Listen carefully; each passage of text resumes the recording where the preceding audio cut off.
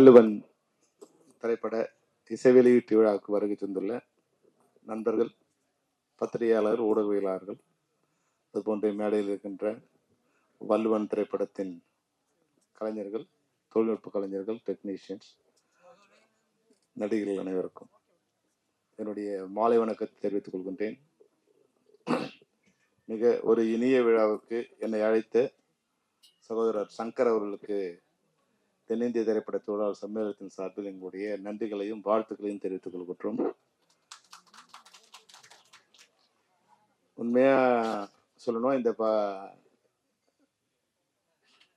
Invitation கொடுத்து சங்கர் என்னை invite பண்ணும்போது நான் ஏதோ ஒரு டாக்குமெண்ட்ரி படம் மாதிரி தான் நினைச்சேன். இது என்ன படம், இது வந்து ஒன்றும் இதுவா இல்லையே அப்படிங்கிற இதோடு தான் நான் வந்து அந்த இன்விடேஷன் பார்த்து வந்தேன். ஆனால் ட்ரெய்லரை பார்த்த உடனே ஒரு பிரம்மாண்டமான ஒரு ஆக்ஷன் படத்தை பார்த்த மாதிரி வந்து மிக பிரம்மாண்டமாக இருந்தது. உண்மையிலே வந்து ஒரு கிரைம் த்ரில்லரை வந்து ரொம்ப அழகாக, ரொம்ப பியூட்டிஃபுல்லாக இருந்தது. அதனால வந்து நீங்கள் வந்து இப்போ நான் திரைப்படத்துறையில் இருந்து எனக்கே வந்து அந்த படத்தை பற்றி ஒரு இது இல்லாத தெரியல இல்லையா? அதனால வந்து நீங்கள் முதல் முறை செய்ய வேண்டிய வேலை என்ன, எந்த மீடியாவில் வந்து ரசிகர்கள்ட்ட போய் செலுத்த முடியுமோ அதை வந்து குறிப்பாக வந்து கொண்டு செலுத்தி இந்த படம் எது மாதிரியான படம் அந்த ஆடியன்ஸ் வருவாங்க. அப்போ வள்ளுவன்னா ஏதோ நீ வந்து ஒரு தமிழ் பற்றில் ஏதோ ஒரு படம் எடுத்திருக்க போகுது அப்படின்னு நினச்சி வராம விட்டுட்டாங்கன்னா அது நல்லா இருக்காது. அதனால வந்து நல்லா மிக பிரம்மாண்டமாக இருந்தது படம். வந்து டைரக்டராக வந்து நீ வந்து கமாண்டிங்காக இருந்திருக்க. ஏன்னா வந்து கேசட் ரிலீஸ் கூட பிடிச்சிருக்கே உட்காருன்னு சொல்கிற அளவுக்கு உனக்கு வந்து ஒரு பவர் இருக்கு. வழக்கமாக டைரக்டர் கேசட் ரிலீஸ் கூட மாட்டாங்க. ஆனால் நீ ப்ரொடியூசரை இன்னும் கண்ட்ரோலில் வச்சுருக்கேன்னா அது உண்மையாகவே வந்து ரொம்ப சந்தோஷமாக இருக்கு. உங்கள் தயாரிப்பாளர் சொன்னது ஒன்றும் தப்பு இல்லை. உண்மையிலே இது போன்ற தயாரிப்பாளர்கள் தான் இன்னைக்கு தமிழ் சினிமாவை வாழ வச்சுக்கிட்டு இருக்காங்க. அதுதான் புதிய தயாரிப்பாளர்கள் தான் இன்னைக்கு தமிழ் சினிமாவை வாழ வைக்கிறவங்க. புதிய தயாரிப்பாளர்கள் தான். கடந்த 10 ஆண்டுகளில் வந்து ஏறக்குறைய 2500 திரைப்படங்கள் வந்திருக்கு.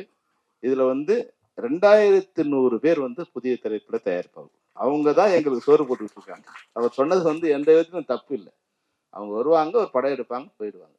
ஆனா படத்தோட வெற்றி கிடைச்சதுன்னா அந்த 2100 பேர்ல குறைஞ்சபட்சம் வந்து ஒரு 1000 பேர் திரும்பி படம் எடுக்க வருவாங்க. இந்த 2500 பேர்ல ஏன்னா நான் 10 வருஷமா வந்து இந்த போஸ்ட்ல இருக்கேன், ஒரு பிரசிடென்டா இருக்கேன். அதனால வந்து எனக்கு வந்து ஓவரால் வியூ தெரியுங்கிறதால 2500 ப்ரொடக்ஷன்ஸ்ல 2100 ப்ரொடியூசர்ஸ் அந்த படத்தோட போயிட்டாங்க, மறுபடியும் வரல. திரும்பி 2வது படம் எடுக்கிறவங்கிறவங்க வந்து ஒரு 400 பேர் தான் 10 வருஷத்துல. அவங்க தான் திருப்பி 2வது படம் எடுத்திருக்காங்க. அப்போ ஒரு தொழிலோட வளர்ச்சி எப்படி இருக்கும்னா, அதே தொழில வந்து நான் வந்து ஒரு படம் பண்றேன். நான் 1991 நான் வந்து படம் ப்ரொடக்ஷன் பண்ண ஆரம்பிச்சேன். 2005 வரைக்கும் தொடர்ந்து ஒரு 16 படம் நான் பண்ணிட்டே இருக்கேன். அப்போ என்ன மாதிரி வந்து எப்போ நான் படம் பண்ணிட்டே இருப்பேன், தொடர்ந்து அந்த படத்துல லாபம் வரும்போது இல்லை வந்து என்னால் படம் எடுக்க முடியும் நிலைமை இருந்தது தான். ஆனால் இன்னைக்கு வந்து அது போல இல்லை. உண்மையிலே வந்து ராஜா சொன்னார் இல்லையா, நான் போகும்போது 7 பேர் இருந்தாங்க, 12 பேர் இருந்தாங்க. அந்த நிலைமை மாறி திரைப்படங்கள் வந்து மிக பிரமாண்டமான வெற்றி அடைத்து 3 விஷயம் தான் வேணும். ஒன்று, எல்லாரும் திரைப்படங்களை பார்க்கக்கூடிய ஒரு வசதி இருக்கணும். எந்த ஆடியன்ஸுக்காக படம் பண்றோமோ அந்த ஆடியன்ஸுக்கான படங்கிறத முதல்ல நம்ம தெரிவு பண்ணிடணும். உங்க படத்தை பார்க்கும்போது உண்மையிலே ஒரு ஹீரோ ஹீரோயின் பிளசண்டா இருக்காங்க. Chetan, all the best. நீங்களும் வந்து உங்களோட ஸ்மைல் நல்லா இருக்கு, பிளசண்டா இருக்கீங்க.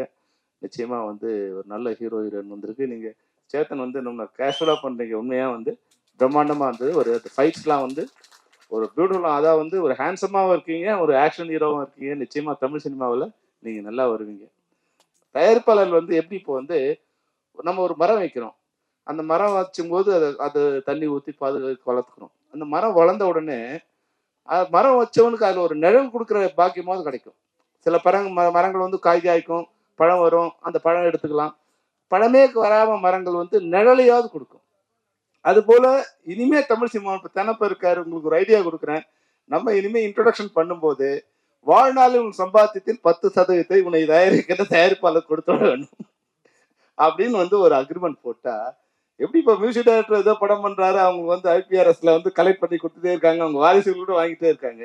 ஆனா பல கோடி போட்டு படம் எடுக்கிற தயாரிப்பாளர்கள் வந்து இன்னைக்கு பல உயர்ந்த நட்சத்திரங்களை, சூப்பர் ஸ்டார்களை, இந்த உலக கதாநாயகர்களை உருவாக்குற தயாரிப்பாளர்கள் வந்து இன்னைக்கு சாப்பாட்டுக்கு வழி இல்லாம இருக்காங்க. குறைஞ்சபட்சம் இது மாதிரி ஒரு ரூல் நீங்க கொண்டு வந்து வச்சீங்கன்னா 10% வேணா, ஒரு 5% உன்னை சம்பாத்தியத்துல 5% உன்னை யார் ஆளாக்குனாங்களோ அவங்களுக்கு வந்து நீங்க வந்து கான்ட்ரிபியூஷன் கொடுக்கணும் அப்படிங்கிற ஒரு திட்டத்தை கொண்டு வந்தீங்கன்னா தயாரிப்பாளர் குறைஞ்சபட்சம் நல்லா இருப்பாங்க. ஆனா இந்த படத்தோட கண்டென்ட் வந்து சொன்னார் வந்து உண்மையான வந்து ஒரு விஷயம் என்னன்னா, இன்னா செய்தாரை ஒருத்தல் அவர் நாண நன்னயம் செய்துவிடும். இது யாருக்கு? நாணம்னா வெக்கம். வெக்கப்படுறவன தானே நீங்க அது மாதிரி பண்ண முடியும். வெக்கப்படுறதுக்கு தான் நீங்க இன்னா செய்யாம இருக்கலாம். ஆனா இன்னைக்கு சூடு சொரணை இல்லாம வெக்கம் இல்லாம வந்து மனிதர்களை மனிதர்களாக நினைக்காத ஜென்மங்கள் இருக்கும்போது அந்த இன்னா செய்தாருக்கு இன்னாதான் செய்யணும். அங்க இனிவை செய்ய முடியாது. அதுதான் இன்னைக்கு இருக்கிற சிச்சுவேஷன். அதனால இந்த திரைப்படத்தில் சொல்லப்படுற வார்த்தை மிக முக்கியமான விஷயம். ஏன்னா இப்ப பல வேறு நாடுகளுக்கு போகும்போது என்னன்னா, மற்ற கண்ட்ரிஸ் போகும்போது வளர்ந்த நாடுகளில் போடும்போது பொதுமக்கள் citizen they will treat citizen as a king. எல்லா பொதுமக்களையும் ராஜா மாதிரி ட்ரீட் பண்ணுவாங்க. குற்றவாளிகளை கிரிமினல் மாதிரி ட்ரீட் பண்ணுவாங்க. இங்க என்னன்னா சாதாரண பொதுமக்கள் வந்தா கூட அவனை குற்றவாளி மாதிரி பார்ப்பான் போலீஸ்கார். ஆனா குற்றவாளி வந்தானா அவனை ராஜா மாதிரி பார்ப்பான். இதுதான் நம்மளுடைய சிஸ்டம் அப்படி இருக்கு. நான் வந்து ஒரு திரைப்படத்துக்காக வந்து சும்மா ஜெயில் எப்படி இருக்கு அப்படிங்கிற ஒரு ஸ்பெஷல் பர்மிஷன் வாங்கிட்டு உள்ள போய் வந்து பார்த்தேன். அப்போ கொஞ்சம் கைதிகளோட பேசிட்டு இருந்தேன். அப்போ ஒரு கைதி பார்த்தோம், ரொம்ப சின்ன பையன். அவன் சின்ன பையனா வந்து ஒரு 34, 35 இருக்கும். அவன் வந்து ஒரு மர்டர் பண்ணிட்டான். அவன் ஆயுள் தண்டனை அடைஞ்சிருக்கான். இப்போ வந்து அவனை அடுத்த சில மாதங்கள் ரிலீஸ் ஆக போறான். அதாவது அப்போ எப்போ அவன் மர்டர் பண்ணும்போது என்ன ஏஜ் பாருங்க, 18+ அவனுக்கு. என்னென்னு கேட்டால் அவன் ஃப்ரெண்ட்ஸ் எல்லாம் பேசிட்டே இருக்காங்க, படிக்கட்டில் நின்று பேசிட்டு இருக்காங்க. கோவம் வந்து இப்படி தள்ளிட்டு இருக்கான். தள்ளின உடனே அவன் கீழே போய் விழுந்திருக்கான், அடிபட்டு டெத்து. அதோட முடிச்சிருந்தானா அவனுக்கு பிரச்சனை இல்லை. அவன் என்ன பண்றான், பயத்தில் அவன் ஃப்ரெண்டுக்கு ஃபோன் பண்ணியிருக்கான். ஃப்ரெண்டுக்கு ஃபோன் பண்ணி டே என்னடா பண்ணலாம் வாடா, இது மாதிரி ஆயிடுச்சுடான்னு அவன் வந்திருக்கான். அந்த அடலசன்ட் ஏஜில் என்ன பண்ணுறதுன்னு தெரியாமல் வந்து என்ன பண்ணியிருக்காங்க, அந்த பாடியை காரில் போட்டு வண்டலூர் கொண்டு போயிட்டு அதை பெட்ரோல் ஊற்றி கொளுத்திட்டு வந்துட்டான். அதுதான் பெரிய கிரைம் ஆயிடுச்சு. அப்போ அவனுக்கு வந்து லைஃப் அந்த நோக்கம் இல்லை, எந்த விதமான இதுவும் இல்லை. இப்போ வந்து அங்கே நாங்கள் போகும்போது அங்கே வெளியே ஹோட்டல் மாதிரி வச்சு அவங்களுக்கு வந்து ஏன்னா இது மாதிரி நன்னடத்தையோடு இருக்கிற கைதிகளுக்கு அவன் வேற எந்த தப்பும் பண்ணல. அவனுக்கு 35 இயர்ஸ், அவன் ரிலீஸ் பண்ண போகிறான். அப்போ பேசிட்டு இருக்கும்போது சொன்னால் வேற 2-3 கைதிகளாக இருக்காங்க. அவன் ஒரு விஷயம் சொன்னான், என்னன்னா பிளான் பண்ணி பண்ணியா அப்படின்னு ஒருத்தர் கேட்குறோம். அவன் சொன்னதுதான் இன்னைக்கு இந்திய நடப்பு. அவன் சொன்னான், பிளான் பண்ணி பண்ணா அவன் உள்ள இருக்க வேண்டிய அவசியம் இல்லை சார். எமோஷனல் மர்டர் பண்றவன் தான் இங்க உள்ள இருக்கான் சார், பிளான்டு கிரிமினல்ஸ் எல்லாம் வெளியே இருக்கான் சார். அப்போ அந்த இது வந்து மிக அழகா இந்த திரைப்படத்துல ஒரு கருவா எடுத்திருக்காங்க. அப்புறம் இன்னொரு விஷயம் என்னன்னா, இன்னைக்கு இருக்கிற சிஸ்டத்துல பெண்கள் வந்து மிக மிக பாதுகாப்பா இருக்க வேண்டிய அவசியம் இருக்கு. அதாவது இப்ப வீட்டை விட்டு வெளியே போலனா கூட இன்னைக்கு நீங்க சோசியல் மீடியால பாப்பீங்க, இன்னொருத்தரை பார்க்கும்போது அதை நம்ம என்ஜாய் பண்ணுவோம். இப்போ வந்து ஆர்டிஸ்ட்லாம் வந்து இப்போ எப்படி வாழ போறாங்கன்னே தெரியல. அவங்கள வந்து ஆஃப் நியூடாவோ இல்லை நியூடாவோ டாப்லெஸ்ஸாவோ இது மாதிரி வந்து அவங்களுடைய அவங்களுக்கு நாலேஜே இல்லாமல் அது மாதிரியான ஏஐல அது மாதிரி வந்துகிட்டே இருக்கு. முன்னாடி இருக்க ஆடியன்ஸை ஒரு பழைய ஸ்டில்ஸை வெளியே வரும்போது வந்தால் கூட அவங்க கஷ்டப்படுவாங்க. ஏதோ சின்ன வயசுல ஏதோ ஒரு படம் பண்ணும்போது பண்ண இருக்காது. ஆனால் இன்னைக்கு அது வயசானவங்களா இருக்காங்க, இல்லை வந்து பழைய ஹீரோயின்ஸாக இருக்காங்க. அவங்க எல்லாருமே வந்து இன்னைக்கு ஸ்க்ரீனில் வந்து அது மாதிரி சோஷியல் மீடியா பார்க்கும்போது இந்த நாடு எப்படி பாதுகாக்க போகுது, இந்த பொதுமக்களை இந்த பெண்களை எப்படி பாதுகாக்க, இதுக்கு ஒரு என்ன சட்டம் இருக்கு, இதை எப்படி வந்து எல்லாருமே பாதிக்கப்பட போறாங்க, இவங்களை எப்படி காப்பாற்ற போறாங்க. என்னோட டாக்டர் இப்போ வந்து ஏஐ படிச்சுட்டு இருக்கா யூஎஸ்ல. அவ ஒரு வார்த்தை சொன்னா, டாடி மனித குலத்துக்கு எதிரான ஒரு படிப்பை இப்ப எங்களுக்கு கற்றுக் கொடுத்துட்டு இருக்காங்க. இதுதான் ஏஐ, இது மனித குலத்துக்கு எதிரான ஒரு விஷயம், இதை வந்து எங்களுக்கு கற்றுக் கொடுத்துட்டு இருக்காங்க அப்படின்னு. அப்போ ஆர்டிஃபிஷியல் இன்டெலிஜென்ஸுங்கிறது வந்து அவ்வளோ மோசமாக இருக்குது. அப்போ இது போன்ற குற்றங்கள் வந்து இனிமேல் வர ஆரம்பிக்கும். நம்மளுடைய பெண் குழந்தைகளை சோசியல் மீடியாவில் வந்து அவங்களோட ஃபோட்டோஸ் அது வெளியே கொடுக்கும்போதோ இல்லை சாதாரணமாக வெளியே கொடுக்கும்போதோ நம்ம ரொம்ப கேர்ஃபுல்லாக இருக்க வேண்டிய அவசியம் இருக்குது.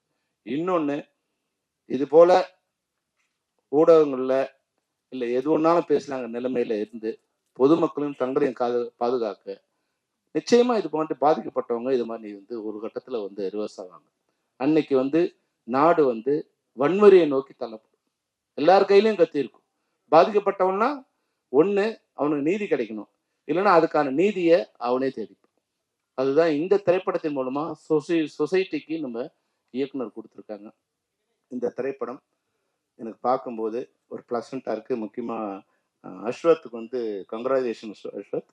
அதை விட வந்து இயக்குனர் சிறப்பாக பண்ணியிருக்காரு. ஆனால் எனக்கு வந்து கேமராமேன் எங்கே இருக்காரு?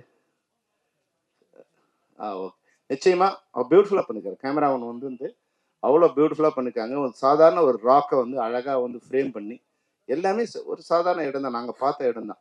ஒரு சாதாரண மரமாக இருந்தால் கூட அது வந்து அவுட் ஃபோக்கஸ் பண்ணி அதை பிளாக் பண்ணி கீழே வந்து ஒரு க்ரீன் இது பண்ணி அந்த டாப் ஆங்கிள் ஷாட்ஸ்லேருந்து எல்லாமே வந்து ரொம்ப பியூட்டிஃபுல், நல்ல டெக்னீஷியனுங்கிறது அழகாக தெரியுது. அதனால இந்த படம் சிறந்த டெக்னீஷியனால பார்க்க ப்ளசண்ட்டாக இருக்கிற ஆர்டிஸ்ட்டையும் நல்ல தயாரிப்பாளர், உண்மையிலேயே படத்தோட தயாரிப்பாளருக்கு இன்னைக்கு கேசட் ரிலீஸில் வந்துட்டு நீ சொல்றதெல்லாம் கேட்குறாருன்னா அந்த தயாரிப்பாளர் வந்து உண்மையிலேயே நல்ல தயாரிப்பாளர் தான். அவர் நல்லா இருந்தாருன்னா இந்த படம் ஓடினான்னா நிச்சயமாக அந்த தயாரிப்பாளர்கள் வந்து நிச்சயமாக ஒன்று ஒரு 4-5 படம் எடுப்பாங்க. அந்த படத்தும் வெற்றி படமாக அமையணுங்கிறது தான் வாழ்த்து. ஏன்னா நல்ல மனசு இருக்கவங்க, நல்ல தயாரிப்பாளர்கள் தமிழ் சினிமாவுக்கு வந்தாங்கன்னா தமிழ் சினிமாவும் நல்லா இருக்கும், தமிழ் திரைப்படத்தில் இருக்கிற தொழிலாளரும் நல்லா இருப்பாங்க. ஏன்னா இன்னைக்கு வந்து ஒரு ஆர்டிஸ்ட் பேசினா ராஜேஸ்வரன், நீங்க வந்து நடிகர்கள் சொல்றது உங்களை இல்லை, நீங்க கணக்கில் எடுத்துக்கூடாது உங்களுக்கு. ஏன்னா நீங்க ஒரு கலைஞர், நீங்க நடிகர் இல்லை. இன்னும் நடிகர் யாருன்னா மொத்த வருமானத்துல 80% தானே எடுத்துட்டு போறவன் தான் இன்னைக்கு நாங்க நடிகனா. அவங்க சொல்றதெல்லாம் அவங்களோட தான் சொல்றாங்க. நீங்க ஒரு தொழில்நுட்ப கலைஞர் இல்ல கலைஞர், உங்களுக்கு எல்லாம் கொடுக்க வேண்டிய ஊதியமே ஒன்னும் யாரும் கொடுக்கல. உங்களோட ஊதியத்தெல்லாம் யாரும் வாங்கிட்டு போறாங்க. அந்த உதயகுமார் சொன்னார் இல்லைங்களா, ஒரு டிக்கெட் வாங்கும் போது அவங்களுக்கு உண்டான ஊதியம் வந்து சேருதுன்னு. ஆனா நம்ம ஊதியம் எதுவுமே வந்து நமக்கு யாருக்குமே வர்றதில்லை. அது தொழிலாளிக்கும் வர்றதில்லை, உங்களை மாதிரி கலைஞருக்கும் வர்றதில்லை, இயக்குநருக்கும் வர்றதில்லை. அது பிரபல்யம் அடையும் போது அதை டிமாண்ட் பண்ணி இது ஒரு பிளாக்மெயில் மாதிரி தான் பார்த்து வாங்குறாங்க தவிர யாரும் உழைப்புக்கேற்ற ஊதியம் இங்க யாருக்குமே கிடைக்கிறது. வெற்றிக்கேற்ற ஊதியம். உங்க படம் ஓடிடுச்சு, அது யாராலும் ஓடுறதுலாம் தெரியாது, ஓடினதா நினைச்சுக்கிட்டாருன்னா தனக்கு 1 கோடினா 2 கோடினா எத்தனை கோடினாலும் கேட்கலாம், கொடுக்கலாம், அது வேற விஷயம். நீங்க அதை பத்தி கவலைப்படாதீங்க. நடிகைன்னு யாராவது குறிப்பிட்டாங்கன்னா உங்களை வந்து கலைஞனா தான் நாங்க நினைக்கணும், வேற ஒன்னும் நடிகனா நினைக்கிறோம். நீங்க நடிகனா வந்த பிறகு அந்த நிலைமைக்கு நீங்க வருவீங்க. நிச்சயமா நீங்க உண்மையா நல்ல விஷயம் சொன்னீங்க. நம்ம எதை பத்தியும் கவலைப்படுறோம். நான் கூட வந்து ஒரு நாள் வந்து எங்கிட்ட 16 கார் இருந்தது. 91ல நான் 16 கார் வச்சிருந்தேன். நான் தான் வந்து தென்னிந்தியாவில் அதிகமான பட்ஜெட்ல, including Rajini sir, Kamal sir, Chiranjeevi படங்களை விட அதிகமான பட்ஜெட்ல நான் தான் படம் பண்ணேன். அன்னைக்கு சவுத் இந்தியாவில் ஹையஸ்ட் பட்ஜெட்ல படம் பண்ண டைரக்டர் நான் தான். ஆனா எனக்கே ஒரு தடவை 16 கார் இருந்தோம், அந்த காருக்கு டீசல் போட வசதி இல்லாத ஒரு கட்டத்தில் வந்து சேர்ந்து. அப்போ வாழ்க்கைங்கிறது வந்து எல்லாத்துக்கும் தயார். அன்னைக்கு நான் கவலையே படலை, நான் பட் பஸ் ஏறி போயிட்டே இருப்பேன், நான் ஆட்டோவில் போயிட்டு இருப்பேன், நடந்து போவேன், சைக்கிளில் போவேன். ஏன்னா இந்த சென்னைக்கு வரும்போது நான் நடந்து தான் வந்தேன். அன்னைக்கு வந்து என்கிட்ட ஒரு 25 காசு பணம் இருந்தால் கொடம்பாக்கம் டு வடவழியில் வந்து இறங்கலாம். ஆனால் 20 காசு தான் இருந்தால் என்ன பண்ணணும், ட்ரஸ்புரத்தில் இணைக்கணும், அங்கேருந்து நடந்து வரணும். அப்போ 5 காசு இல்லாமல் நான் நடந்து கூட வந்திருக்கேன். இன்னைக்கு என்ன ஆளாக்குறது இந்த தமிழ் சினிமா தான். அது மாதிரி தான் உதயகுமார் சொல்லும்போது இப்போ உண்மையாகவே எனக்கு ரொம்ப டயர்டு. காலையில் 9 மணிக்கு வந்தோம், வரும்போதே நம்பிக்கிட்ட சொன்னேன், நம்பி என்னை வந்த உடனே அனுப்பிச்சிடுறேன்.